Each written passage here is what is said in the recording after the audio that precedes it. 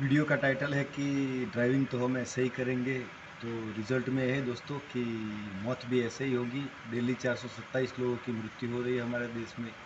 और जिस जीडीपी पे हमें बड़ा नाज है कि अच्छा जीडीपी जा रहा है, हमारा अच्छा जीडीपी जा रहा है, तो उसी जीडीपी में 3 से 3.5% की गिरावट हम सिर्फ और सिर्फ एक्सीडेंट के कारण दर्ज करा रहे हैं। तो अगर आप गाड़ी को फील ही नहीं करेंगे, अपनी मर्ज़ी से ड्राइविंग करते रहेंगे, तो रोड पर तो एक्सीडेंट फिर ऐसे ही होंगे सरकार। तो ना कोई एडिटिंग है इस वीडियो में, ना कोई ज़्यादा शोर शराबा मिलेगा आपको, लेकिन लर्निंग मिलेगी। वीडियो थोड़ा लंबा रहेगा। कृपा करके आपसे एक ड्राइवर की रिक्वेस्ट है कि आप गाड़ी ऑन कर रहे हैं, टू व्हीलर चला रहे हैं, साइकिल चला रहे हैं, आप रोड का इस्तेमाल कर रहे हैं, तो कृपा करके समझदारी के साथ कीजिए। वीडियो की शुरुआत करते हैं दोस्तों। हमारे देश में 24 घंटे नहीं गिने जाते जब एक्सीडेंट की बात होती है, तो क्योंकि 24 घंटा रोड चालू नहीं होता है। तो प्रति 18 घंटे के हिसाब से हमारे रोड पर 426 लोगों की मृत्यु हो जाती है। मतलब आप समझ लीजिए कि हर दिन 426 लोग सिर्फ और सिर्फ एक्सीडेंट के कारण मरे जा रहे हैं। तो ये कोई अच्छी बात नहीं है। मतलब डेली 400 लोग से ज़्यादा लोग एक्सीडेंट में मर जाएंगे, हमको पता है। और ये कांस्टेंट बना जा रहा है, और हम सोच रहे हैं कि नाइट ड्राइविंग रिस्की होता है, नाइट में जब ड्राइविंग करते हैं तो एक्सीडेंट हो सकते हैं, या फिर नाइट में विजिबिलिटी कम रहती है, या फिर लोगों को थकान या कोई प्रॉब्लम के कारण। मतलब हमारी सोच ये रहती है कि ये 400 लोग जो मर रहे हैं वो नाइट में मर रहे होंगे, लेकिन ये सब दिन के उजाले में मर रहे हैं। आपको जानकर आश्चर्य लगेगा कि 3 से 10 में जो एक्सीडेंट होते हैं उसमें सबसे ज़्यादा मौत होती है। तो ये तो मेरे हिसाब से कोई अच्छी बात है ही नहीं। तो अगर हम व्हीकल ओन कर रहे हैं या रोड का इस्तेमाल कर रहे हैं, या ड्राइवर है, हम कॉमर्शियल व्हीकल चला रहे हैं, प्राइवेट व्हीकल चला रहे हैं, किसी के वहाँ नौकरी कर रहे हैं, या खुद का बिजनेस कर रहे हैं, सारों के लिए ये वीडियो है। मैं जब अपनी जीआईडीसी में बात करता हूँ, मैं जीआईडीसी एरिया में रहता हूँ, तो मैं जब कॉमर्शियल व्हीकल वालों से मिलता हूँ, तो हालांकि मेरी छोटे बड़े व्हीकल वालों से बात होती रहती है। तो मैं जब छोटे व्हीकल वालों से मिलता हूँ तो वो लोग बोलते हैं कि सिटी के अंदर हमें जो फोर व्हील वाले ड्राइव करते हैं उससे हमें ज़्यादा कोई तकलीफ नहीं होती है। वो अपने हिसाब से चलते रहते हैं, हम अपने हिसाब से चलते रहते हैं। लेकिन जब यही बात मैं जब किसी कॉमर्शियल व्हीकल से हाईवे पे गाड़ी खड़ी करके जब हाईवे पर किसी व्हीकल वाले से बात करता हूँ, किसी ड्राइवर से बात करता हूँ, किसी ट्रक ओनर से बात करता हूँ, तो मुझे तब ऐसा महसूस होता है कि वो लोग सीधा गाली देते हैं कि जाने दीजिए भैया, आप बात ही छोड़ दीजिए। ड्राइविंग इतनी बुरी तरह से कार वाले करते हैं हाईवे पर कि अगर वो हमारी गाड़ी को थोड़ा सा भी टच हो जाएंगे तो उनकी फैमिली डिस्टर्ब होना निश्चित है, शायद उनका भी डिस्टर्ब होना निश्चित है। क्योंकि कॉमर्शियल व्हीकल है, हाईवे है, बड़े बड़े ट्रक चलते हैं, वहाँ पर नॉन कमोडिटी कमोडिटी व्हीकल आपके लिए चल रहा है, आपके लिए दुनिया भर का माल आ रहा है, पेन पेंसिल फ्रूट से लेकर सारी चीज़ तो ट्रांसपोर्ट से आती है। तो फिर आप सोच लीजिए, बगैर सोचे समझदार के इस्तेमाल किए हुए आप पागलपन की तरह ड्राइविंग करेंगे तो आपका एक्सीडेंट ऐसे ही होगा। क्योंकि ट्रक वाले सही कहते हैं हाईवे पर कि आप लोग बहुत जल्दी ही एकदम जल्दबाजी करते हैं, फर्स्ट लाइन से थर्ड लाइन तक चले जाते हैं। मैंने हालांकि अभी तक किसी का टेस्टिमोनियल नहीं लिया है, लेकिन मैं जब भी रोड से गुजरता हूँ, अभी मैं जो वीडियो बनाने वाला हूँ वो वीडियो और थोड़े दिन बाद आने वाला था, क्योंकि लंबे समय से मैंने कोई वीडियो अपलोड नहीं किया था, कोई कंटेंट अपने ऑडियंस के लिए नहीं लिया था। और थैंक यू सो मच मेरी ऑडियंस, लव यू। क्योंकि आप लोगों ने 200 सब्सक्राइबर पार कर दिए, और ये प्योर ऑर्गेनिक है। क्योंकि मेरे जितने नज़दीकी जानने चाहने वाले थे वो तो करीबन करीबन 100 या उससे कम ही होंगे। उसके अलावा जो मुझे सपोर्ट मिल रहा है, यूट्यूब का धन्यवाद। और मेरे सब्सक्राइबर 200 से प्लस जा रहे हैं, जबकि मैंने पिछले कुछ समय से कंटेंट भी नहीं डाला, उसके लिए मैं क्षमा चाहता हूँ, लेकिन मैं क्वालिटी कंटेंट देना चाहता हूँ। तो मूल बात यह है कि जब हम ड्राइविंग करते हैं तो ना हम समझदारी को समझते हैं। ड्राइविंग एक जिम्मेदारी का काम है, वो कोई मजाक नहीं है। आप मज़ा नहीं ले सकते उससे, वो एक जिम्मेदारी भरा काम है, ना सिर्फ आपके लिए बल्कि दूसरे जो रोड पे चल रहे हैं उनके लिए भी। क्योंकि जब आप जिम्मेदारी को नहीं समझेंगे, आपकी गाड़ी को फील नहीं करेंगे, आरटीओ के साइन को नहीं समझेंगे, रूल को नहीं समझेंगे। सॉरी, वो हमारे थोड़े चार पाँव वाले दोस्त लोग हैं, वो थोड़ा परेशान कर रहे थे, जोर जोर से चिल्ला रहे थे, तो अभी नहीं चिल्ला रहे। तो आप अधूरी जानकारी के साथ चलते हैं, रोड को नहीं समझते, ट्रैफिक साइन को नहीं समझते, अपनी गाड़ी की कंडीशन को नहीं समझते, आप इतनी सारी गलतियां करते हैं कि जिसकी कोई हद नहीं है। जबकि आप इतना पैसा लगा करके, रोड टैक्स दे करके, टोल टैक्स दे करके, सारी दुनिया भर का आप ताम झाम पाल करके गाड़ी अपनी फैमिली के लिए लेकर के आप साइकिल लेके चल रहे हैं, या कोई भी व्हीकल लेके चल रहे हैं, टू व्हीलर हो, फोर व्हीलर हो, XYZ व्हीकल। आप सिर्फ भागते रहते रोड पे, तो फिर नुकसान भी तो आपका होगा ना सरकार। जब आप बगैर जानकारी के किसी भी चीज़ के पीछे उसको लेकर भागते रहेंगे तो नुकसान भी तो आपका होगा। तो ये बात को आप समझिए। बात यहाँ ख़त्म नहीं होती है, आप अपना ध्यान मत हटाइएगा। अब बात शुरू हो रही है, ये वीडियो जाएगा 20-25 मिनट के आजू बाजू, क्योंकि कंटेंट ऐसा है, क्योंकि आपके समझने के लिए है बात। और मेरी रिक्वेस्ट है आपसे हाथ जोड़ के, क्योंकि एक ड्राइवर हूँ, कॉरपोरेशन में सर्विस कर रहा हूँ, फायर ब्रिगेड डिपार्टमेंट में। इससे पहले भी ट्रक ड्राइविंग की है, 2010 से लाइसेंस ओन कर रहा हूँ। तो मेरा भी कुछ खुद का एक्सपीरियंस है, मेरी खुद की एक्सपर्टीज़ बोलिए आप, चाहे ये अनुभव से सीखी हुई कुछ बातें बोलिए, चाहे जो बोलिए। मैं अभी भी इस फील्ड का स्टूडेंट हूँ, लेकिन मैं आपको ये गारंटी दे रहा हूँ कि आप जिस तरह से रोड पे चलते हैं, आप किसी की रिस्पेक्ट ही नहीं करते। ना आप हवा भरने वाले की रिस्पेक्ट करते हैं, ना आप पंचर वाले की, मतलब ना आप किसी डीजल डालने वाले की, आपके फ्यूल स्टेशन पे जाके आप मैकेनिक की रिस्पेक्ट नहीं करते हैं। तो आप बार बार भड़क जाते हैं, आप किसी बात पे रोड पे उखड़ जाते हैं, आप अपना माइंड भी शांत नहीं रखते हैं। तो ये कोई ड्राइविंग का तरीका नहीं होता है। अगर आप इस तरह से ड्राइविंग करेंगे तो गलत बात है। आपको अच्छा रिस्पॉन्स देना है, चेहरे पे एक स्माइल रखनी है, क्योंकि रोड पर जो आपकी सेवा में जो लोग हैं वो भी एक आपकी आर्मी है। एक आर्मी आपकी बॉर्डर पे बैठी है और एक आर्मी आपके बीच में है, आपके साथ में है। जो कॉमर्शियल व्हीकल चला रहे हैं उनको लेबर के साथ थोड़ा कोलोबरेट करके रखना है, क्यों कि भाई अगर लेबर नहीं रहेंगे तो आपकी गाड़ी खाली कौन करेगा, सरकार। तो सबकी जिम्मेदारी है, क्योंकि हमारे देश के अंदर कर्नाटक, तमिलनाडु ऐसे अच्छे अच्छे जो एकदम, मैं तो नहीं वहाँ पढ़ा लिखा हूँ, लेकिन वहाँ का एजुकेशन अच्छा माना जाता है। तो आप सोचिए कि ऐसे पढ़े लिखे स्टेट के अंदर ज़्यादा एक्सीडेंट हो रहे हैं। तो ये सोचने वाली बात है कि हम पढ़ लिख कर नुकसान क्यों कर रहे हैं अपना। हमारा फ़ायदा होना चाहिए, उसकी जगह नुकसान होता जा रहा है। तो ये हमारे लिए बेशक शर्म की बात है। नेशनल क्राइम रिकॉर्ड्स ब्यूरो कहती है कि 2021 के अंदर हमारे देश में करीबन करीब 1.5 लाख लोग का डेथ हो गया था। 3.5 लाख से ज़्यादा का एक्सीडेंट हुआ था, मतलब घायल लोग हुए थे 3.5 लाख से ज़्यादा। और 1.5 लाख लोग इस दुनिया को छोड़कर चले गए। और ये हर साल का आंकड़ा है, 5,000 से आगे पीछे होता रहता है। 1.5 लाख लोग फिक्स है।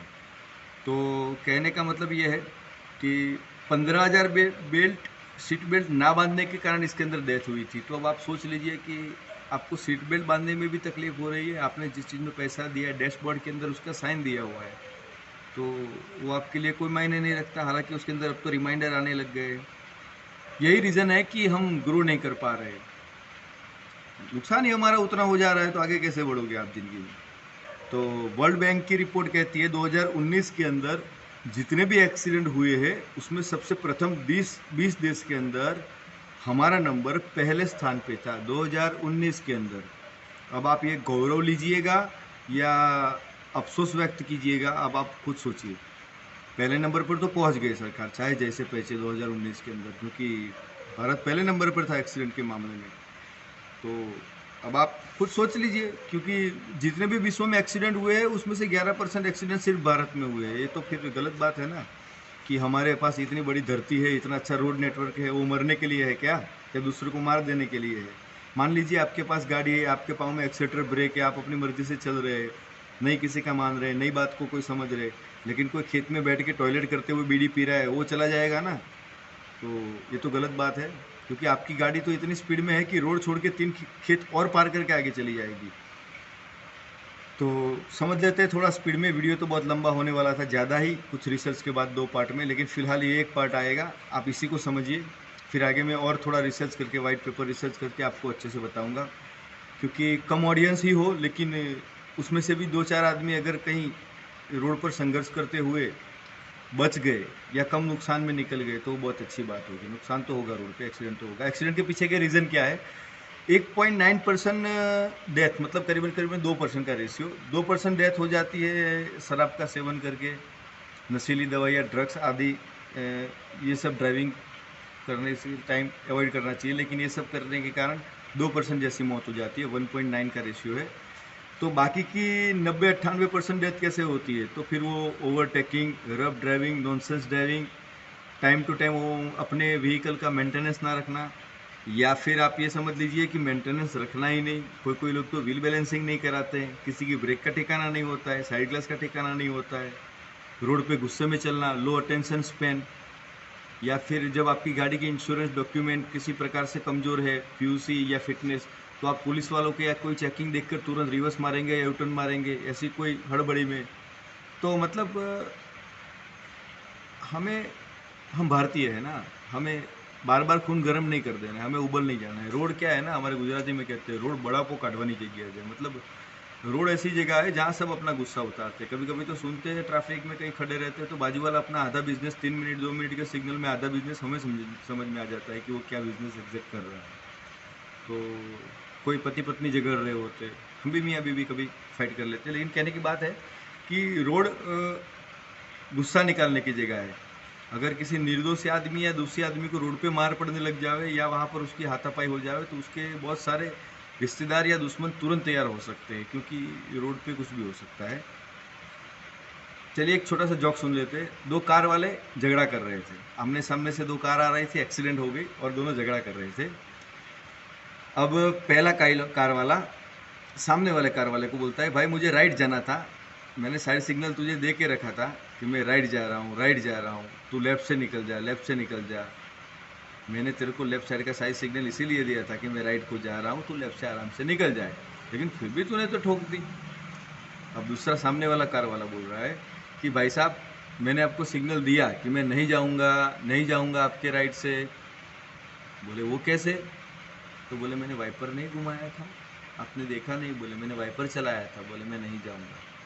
तो अगर ऐसी, ये तो जोक था, लेकिन ऐसी जानकारी के साथ जब आप ड्राइविंग कर रहे हैं तब फिर क्या ही है, क्योंकि आपने गाड़ी ऑन की है, ना कभी ओनर मैनुअल पढ़ा है, ना कभी ध्यान देते हैं। अगर एक्सीडेंट तो होंगे लेकिन मेजर एक्सीडेंट नहीं होने चाहिए, आप घायल नहीं हो जाने चाहिए, आपकी फैमिली को ज़्यादा तकलीफ नहीं आनी चाहिए। क्योंकि मैंने पहले ही बताया ना, सीधा जीडीपी पे असर हो रहा है। मतलब इसमें कुछ तो है कि जो देश के 3.5% जीडीपी को खा जा रहा है।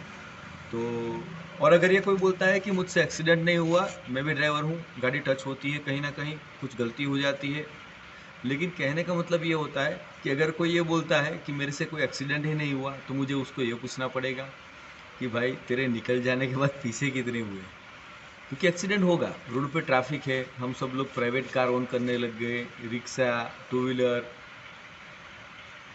और हम लोग क्या है ना, एक दूसरे की देखा देखी में आ जाते हैं। मतलब हम ये सोचते हैं कि हमारे बाजू में लग्जरी जा रही है या कोई लग्जरी कार जा रही है, वो 80 90 100 पे चल रही है, तो हम सोचते हैं कि हम भी उस स्पीड से चलेंगे। हम ये नहीं सोचते कि हमारी गाड़ी कौन सी है, गाड़ी की कंडीशंस क्या है, या हमारा एक्सपीरियंस क्या है एक्चुअल में। क्योंकि महेंद्र सिंह धोनी जब बल्ला लेके पिच पे खड़े होते हैं और शायद लास्ट बॉल बाकी हो और 6 की ज़रूरत हो, तो आप सब ऑडियंस को ये पता होगा कि उस समय 6 ही जाएगी, क्योंकि उनका एक्सपीरियंस ही ऐसा है। उन्हें बहुत सारी प्रैक्टिस की है उसके पीछे, वो और पीछे कई मैचों में 6 मार चुके हैं, वो लास्ट बॉल में ही मार चुके हैं, पहले बॉल में भी शायद मार चुके हैं, क्योंकि उनके पीछे उनका हार्ड वर्क है, वो आपको नहीं देखता है, उनका 100% अटेंशन है, वो आपको नहीं देखता है। तो मेरा ये कहना है आपको कि जब आप किसी और से सीधे भिड़ जाते हैं या कंपटीशन में लग जाते हैं, तब आपको ये सोचना चाहिए एक बार कि जो कमर्शियल व्हीकल चला रहा है, जो बस चला रहे, ट्रक चला रहे या कोई दूसरा कमर्शियल व्हीकल चला रहे, तो वो अपने एक्सपर्टीज़ के साथ चला रहे, वो अपने अटेंशन के साथ चला रहे हैं। उनसे अकस्मात होने की संभावना ना के बराबर है, क्योंकि उनका रोज का काम है, वो अच्छे से समझ गए हैं रोड को, गाड़ी को, अपनी ज़िंदगी को, अपने काम को।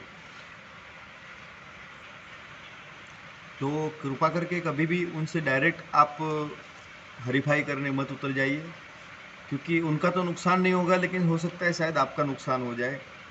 तो MS धोनी की बात से मैंने आपको ये बात समझाई है, क्योंकि sir Sachin Tendulkar sir, MS Dhoni sir, किसी भी अच्छे आदमी की बात का एग्जाम्पल इसीलिए दिया जाता है ताकि आप रिलेट कर पाए किसी चीज़ को, कि उनके बैक में, उनके उनके पीछे उन्होंने कितनी मेहनत की है उस सक्सेस के पीछे। तो जो ड्राइवर कॉमर्शियल चला रहे हैं वो 100% कॉन्फिडेंट ड्राइवर है, तो उनकी बात अलग है, आपकी बात अलग है।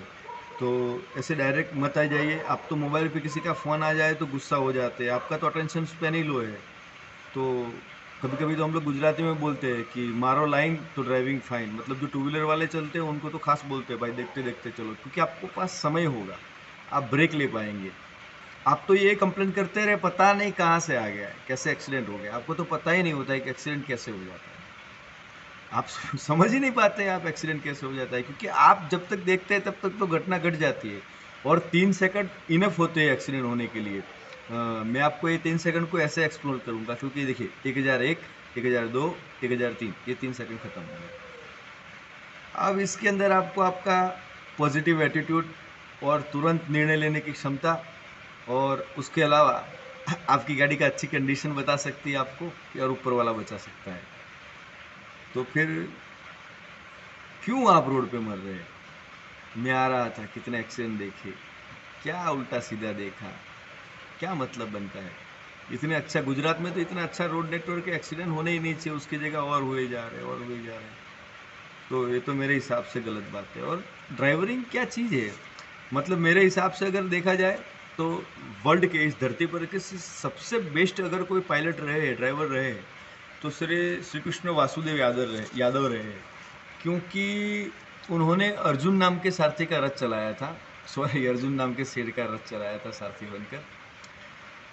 और वो युद्ध के अंदर जब ट्रैफिक सिग्नल पर हमें उतना दूर से उतनी ऊंचाई पर ट्रैफिक सिग्नल दिखता है और हम नहीं रुकते, तो जब युद्ध के अंदर जब एक रथ चलता है एक योद्धा का, तो उसके अंदर इतनी आवाज़ें होती है, हाथी के चिंगारने की आवाज़, शंख नगाड़े की आवाज़, और उसके अंदर जब सिग्नल देना है तो रथ को राइट लेफ्ट कहीं लेना या आगे बढ़ाना पीछे लेना, तो उसके अंदर अर्जुन लात मार के भगवान के कंधे पर लात मार के वो सिग्नल देते थे।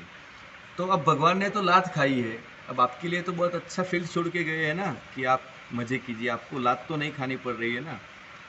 तो ऐसा तो मत ही ड्राइविंग कीजिए, सोचिए कि क्या ड्राइवर क्या पोस्ट है ना, सुपर पोस्ट श्री कृष्ण भगवान ने शुरू किया था ये पोस्ट। देखिए मतलब नंबर 1 ड्राइवर थे,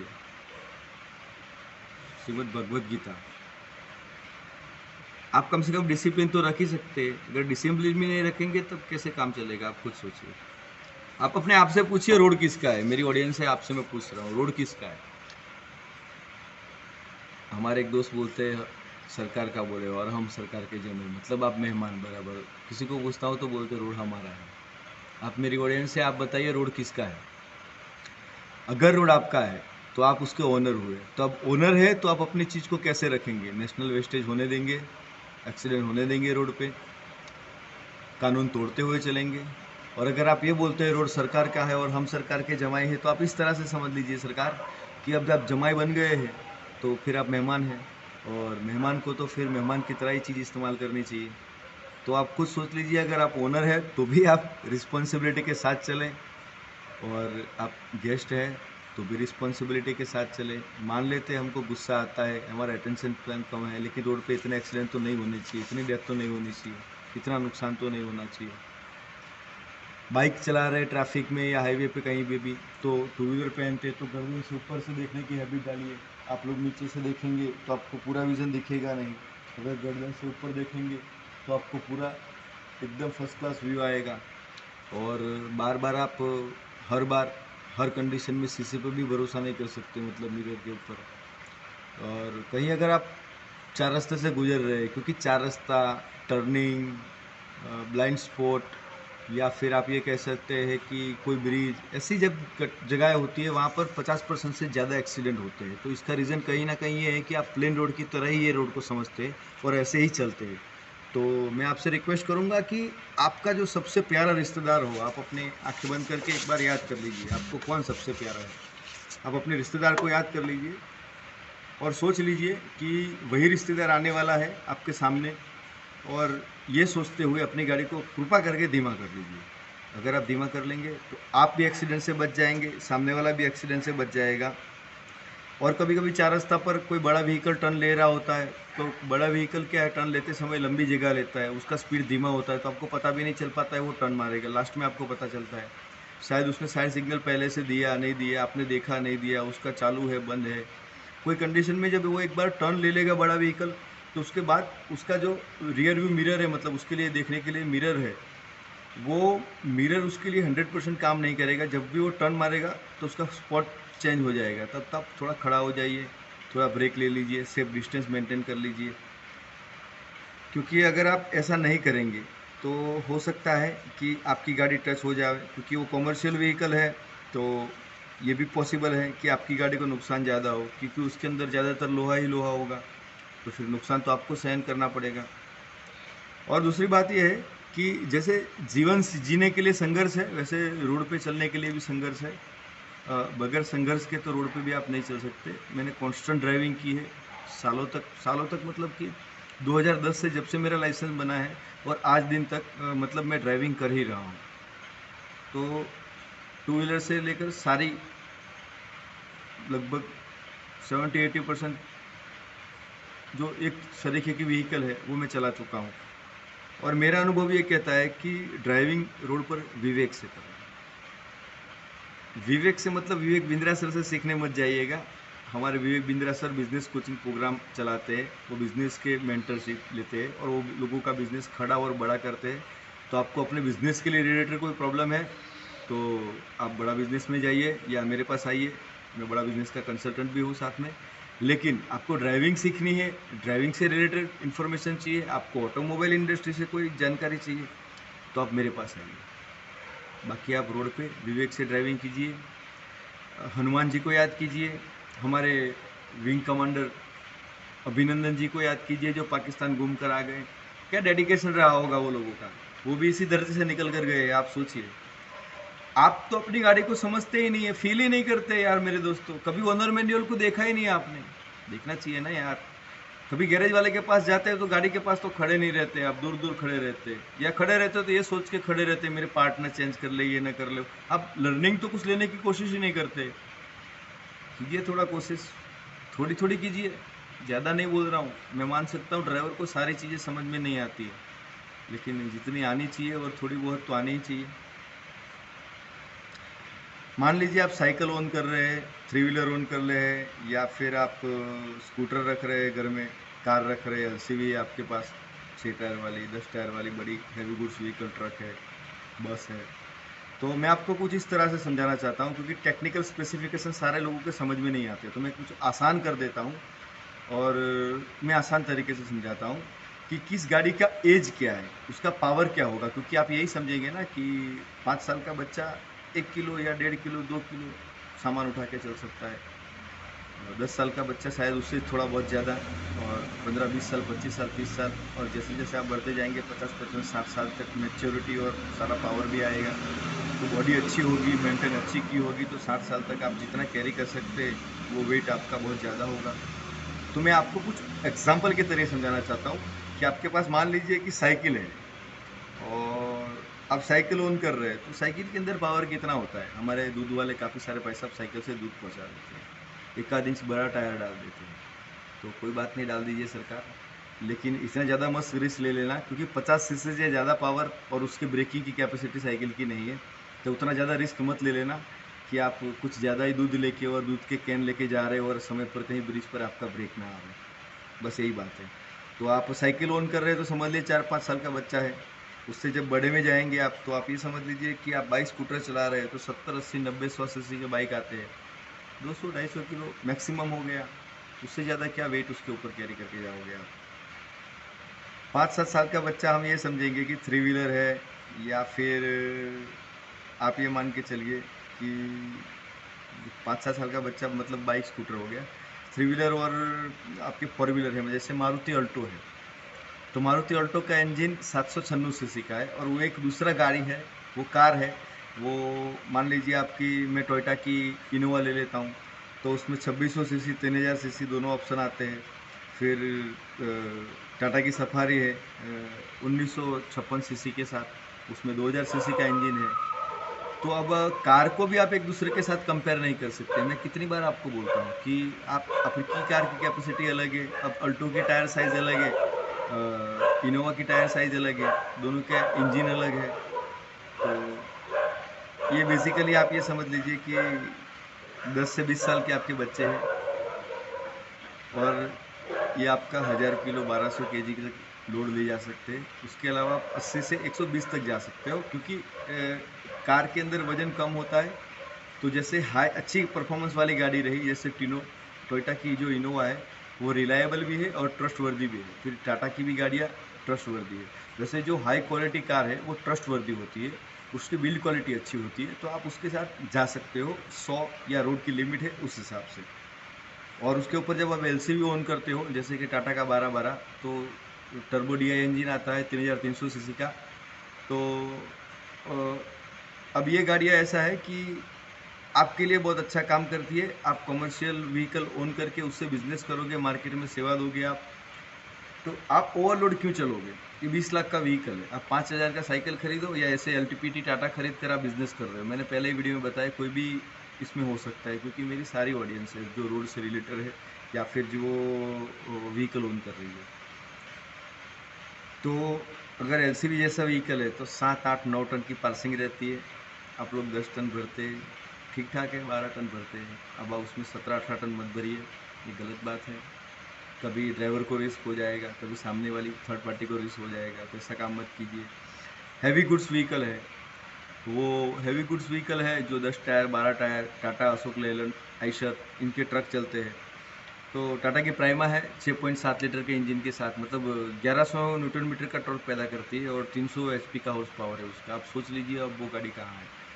तो हाईवे पर जब आपको चलना है तो ये इतना ध्यान देना है कि ये गलती कभी ना करें कि सीधे कॉमर्शियल व्हीकल से भिड़ जाए या उल्टा सीधा ड्राइविंग करें, क्योंकि आपका ड्राइविंग आपको और किसी को भी भारी पड़ सकता है किसी भी समय पर। तो आप ये ध्यान दें कि जो जो भी आप व्हीकल ओन कर रहे हैं, उसके कैपेसिटी के हिसाब से, उसके ओनर मैनुअल के हिसाब से उसे समझे, देखे, ट्रैफिक के सारे नियमों को जाने, एटलीस्ट आपके एरिया के सारे नियमों के जाने, क्योंकि हर कार अलग अलग होती है, हर रोड कंडीशन अलग अलग होती है। आप राजस्थान के रण विस्तार में नॉर्मल कार नहीं चला सकते, वहाँ 4x4 कार चलेगी। तो अब आप शिमला चले गए तो शिमला में 4x4 कार चाहिए, क्योंकि वहाँ बर्फ़ होता है। आप 3-3 ऋतुएं बदलती है, सर्दियाँ होती है, गर्मियाँ होती है, बारिश होती है। तो हम लोग सर्दियों के अंदर फॉग होता है, तो हमें ध्यान देना है कि फॉग के अंदर थोड़ा आराम से चले, रुक के चले। ज़्यादा फॉग हो रहा है तो गाड़ी साइड में लगा दें। और फॉग वाले एरिया में रहते हैं तो कंपलसरी प्रेफर करें कि हम फॉग लाइट वाली गाड़ियाँ ही यूज़ करें। और बारिश का टाइम है तो हमें पता ही होगा कि आगे पानी भरा हुआ है और पानी के नीचे खड्डा छुपा ही होगा, और हो सकता है बारिश शुरू होने वाली हो, आपका वाइपर बंद हो। आपकी गाड़ी की लाइटें आप चेक करा लीजिए एक बार, brake light, parking light, side signal, क्योंकि बारिश हो, गर्मी हो, सर्दी हो, आपकी स्ट्रीट लाइट आपके हाथ में नहीं है, मैं मान सकता हूँ। आपके एरिया की स्ट्रीट लाइट बंद हो गई, वो आपके हाथ में नहीं है, मैं मान सकता हूँ। लेकिन मैं ये कैसे मान लूँ कि आपकी गाड़ी की लाइट बंद है और वो आपके हाथ में नहीं है? तो ब्रेक लाइट ज़रूरी है, पीछे वाले को पता चलता है कि ब्रेक लग रही है।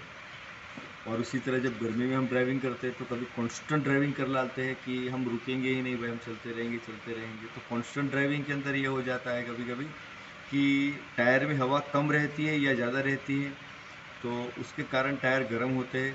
तो टायर जब गर्म होंगे और ओवरहीट हो जाएंगे तो टायर फटने के चांसेस रहते हैं। तो टायर फटेगा तो गाड़ी डिसबैलेंस होगी, आपका कंट्रोल चला जाएगा, बड़ी दुर्घटना घट सकती है। तो तीनों मौसम के हिसाब से अपनी गाड़ी को समझे और चलाएं।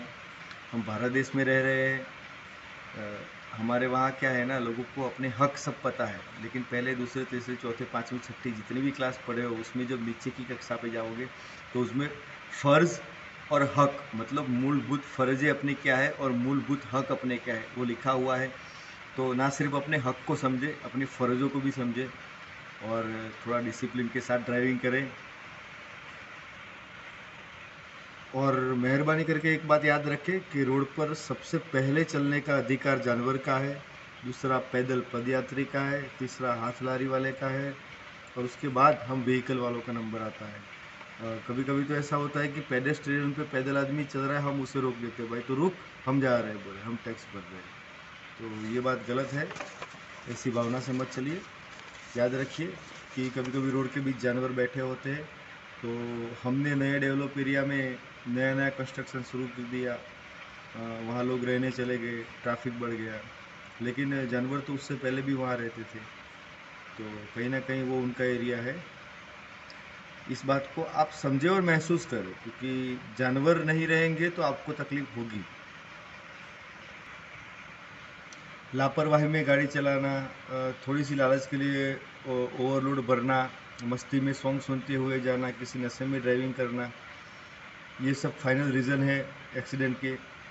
मैंने आपको बता दिए। और कुछ ऐसी बातें हैं जो मैं आपको बताना चाह रहा हूँ कि ग्लोबल एनकैप जो यूनाइटेड नेशंस की संस्था है, और उसके कंट्रोल इम्पैक्ट क्रैश टेस्ट के अंदर कितनी सारी ऐसी गाड़ियाँ हैं जो फेल हो गई है।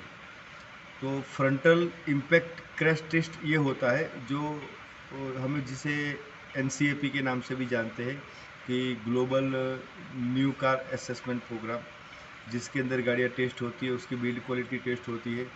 तो हमारे भारत के बाज़ार में बहुत सारी ऐसी गाड़ियाँ बिक रही है जिसकी बिल्ड क्वालिटी बहुत ही एकदम लो है। तो ध्यान दीजिए, क्योंकि हमारे सुरक्षा मानक कम है हमारे देश के, इसके लिए ये गाड़ियाँ बिकेगी, हमें ध्यान देना होगा। क्योंकि हम भारतीय है, हम प्राइस सेंसिटिव लोग हैं ना, इसके लिए कुछ चीज़ों का सेफ्टी फीचर्स के अपनी जानकारी नहीं होती है, जैसे कि ABD EBD जैसे हो गया, या फिर ABS हो गया, या फिर आपकी गाड़ी में एयरबैग लगी है तो वो कैसे काम करेगी, किस स्पीड से ओपन होगी। जैसे एयरबैग 320 की स्पीड से ओपन होती है, वो 1 सेकंड के छठे या 14वें हिस्से में ओपन हो जाती है, मुझे एग्जैक्टली पता है। लेकिन स्पीड ये है कि 320 की स्पीड से ओपन होती है, मतलब पलक झपकते से पहले एयरबैग ओपन हो जाएगी। अब आप इस कंडीशन में अगर आपके बच्चे को गोद में लेके बैठेंगे तो ड्राइविंग सीट पे, तो एयरबैग ओपन होगी तो आपके बच्चों को नुकसान है। लेफ्ट साइड में आप बैठे और डैशबोर्ड के ऊपर पाँव रखे हैं आपने, तो आपके पाँव के तो चिथड़े चिथड़े उड़ जाएंगे, क्योंकि आप सेफ जोन में से सीधे डेंजर जोन में बदल जाएंगे। आप खुद सोचिए, क्योंकि एयरबैग आपकी सेफ्टी के लिए है, ना कि आपके परेशान होने के लिए कि आपके हाथ पाँव तोड़ दे। गाड़ी चलाने के तरीके होते हैं, सिस्टम होती है, ना सिर्फ पैसा और लाइसेंस होने से गाड़ी चलती है, समझदारी से चलती है। जैसे अपने बच्चों का, अपने परिवार मेंबर का ध्यान रखते हैं, वैसे ही हमें ध्यान रखना होता है। गाड़ी में MID में मीटर लाइट में शो करता है, हमें कुछ प्रॉब्लम होता है तो पहले तो हमें इन्फॉर्मेटिव लाइट, वार्निंग लाइट को समझना होगा, साइन को समझना होगा कि भाई लो ऑयल प्रेशर होगा, मतलब ऑयल जब लो होगा तो कैसे लाइट आएगी, इंजन मॉल फंक्शन की लाइट कैसी दिखेगी, कैसे आएगी। क्योंकि हम अगर गाड़ी को जानेंगे नहीं तो कोई बेनिफिट नहीं है। पावर स्टीयरिंग की साइन क्या होती है, लो बैटरी की साइन क्या होती है, ये सब आपको जानना होगा, समझना होगा। फिर भी हम ये मान लेते हैं कि गाड़ी के बाद, एक्सीडेंट के बाद गाड़ी के तो ओरिजिनल स्पेयर पार्ट मिल जाएंगे। सरकार आपसे बात कर रही है, गाड़ी के बाद गाड़ी के तो ओरिजिनल स्पेयर पार्ट मिल जाएंगे, लेकिन क्या आपकी बॉडी के ओरिजिनल स्पेयर पार्ट मिलेंगे? तो क्या मतलब बनता है ऐसे ड्राइविंग करने का? कृपा करके सेफ ड्राइविंग कीजिए, आराम से ड्राइविंग कीजिए, थोड़ा समझ के ड्राइविंग कीजिए, थोड़े मज़े लीजिए ज़िंदगी के। क्योंकि अगर आप देखिए, दोनों केस में गाड़ी आपकी है, दो सिनेरियो, मतलब दो सोच रखते हैं अपने, कि एक सोच है कि गाड़ी और सामने तो क्या आपकी गाड़ी के मालिक आप हैं, मतलब गाड़ी आपकी, रोड बोले सरकार का, तो स्पीड बोले हमारी मर्जी की, कोई टेंशन ही नहीं है। तो फिर एक्सीडेंट होगा, और एक्सीडेंट होगा तो नुकसान आपका, और बेनिफिट हॉस्पिटल का तो होगा ही होगा। सरकार 100 में से 2 केस गरीब निकल जाएंगे, लेकिन 98 तो हॉस्पिटल को देखे ही जाएंगे। तो मतलब आपका और आपके देश का नुकसान हो गया लास्ट में। आप ही की गाड़ी थी, आप ही का देश था, आप ही का रोड था। अब दूसरी तरह से सोचते हैं कि गाड़ी आपकी, रोड आपका, स्पीड आपकी लिमिट की, मतलब आपकी समझदारी की, आप ओनरशिप है ना, आप रोड आपका, आपकी समझदारी विकास ले लिए मेरी वीडियो देखने के बाद। तो जब स्पीड हिसाब से होगी, लिमिट से होगी, रोड के हिसाब से होगी, तो सरकार कॉन्फिडेंस तो आएगा ही आएगा, आपका व्हीकल तो सेफ रहेगा ही रहेगा। तो बेनिफिट भी आपका होगा, उसमें नुकसान हो रहा था आपका, इसमें आपका बेनिफिट होगा कि आपका मेंटेनेंस कम आएगा, आपका फ्यूल एफिशिएंसी बढ़ जाएगा, आपका माइलेज बढ़ जाएगा, और फ़ायदा तो आपका और आपके देश का दोनों का हो गया। सरकार इसके अंदर पैसा बच गया तो थोड़ा गाड़ी धुलवा लीजिएगा, साफ़ सुथरी रखिएगा, देश अच्छा दिखेगा। स्वच्छ भारत मिशन में आपका भी योगदान कहलाएगा, गाड़ियाँ साफ़ सुथरी रखिएगा। और बस आपसे एक डिसिप्लिन फोर्स का ड्राइवर यही दो हाथ जोड़ के रिक्वेस्ट करता है बार बार। सेंट्रल मैसेज इस वीडियो का यही है कि सेफ ड्राइविंग कीजिए, सुरक्षित ड्राइविंग कीजिए, एकदम मतलब घर से 10 मिनट नहीं 20 मिनट जल्दी निकल जाइए। सरकार सुबह आधा घंटा जल्दी उठिए, कोई दिक्कत नहीं है, रात को आधा घंटा लेट सोइए, वो भी चलेगा। अरे आप ही नहीं रहेंगे तो उठने जगने सोने खाने पीने की सब प्रोग्राम ही खत्म हो जाएंगे। क्योंकि देश के अंदर आपके जाने के बाद भी बहुत पीछे से तकलीफ होती है फैमिली में। वो बात हम दूसरे वीडियो में करेंगे, पार्ट 2 में करेंगे। इस वीडियो में बस हमको थोड़ी सी आपको अवेयरनेस लानी थी, इसलिए इतना वीडियो जाया गया है। पूरा देखने के लिए आपका तहे दिल से शुक्रिया। और आपको मेरा कंटेंट अच्छा लगता है तो आप लाइक शेयर सब्सक्राइब करें ना करें, लेकिन आप मेरे कंटेंट को समझें और फॉलो ज़रूर करें। धन्यवाद। जय हिंद। और हाँ, मैंने बीच में बताया था कि बिज़नेस ग्रोथ के लिए, करियर ग्रोथ के लिए हमारे बड़ा बिजनेस में डॉक्टर विवेक बिंद्रा सर हमारे महागुरु जी हैं, जिनके लेसन्स लेकर ही मैं पब्लिक अवेयरनेस के लिए और सेवा के लिए ये यूट्यूब चैनल चालू करके आप तक पहुंच पाया हूं, मेरे जो 200 अभी सब्सक्राइबर है उन तक।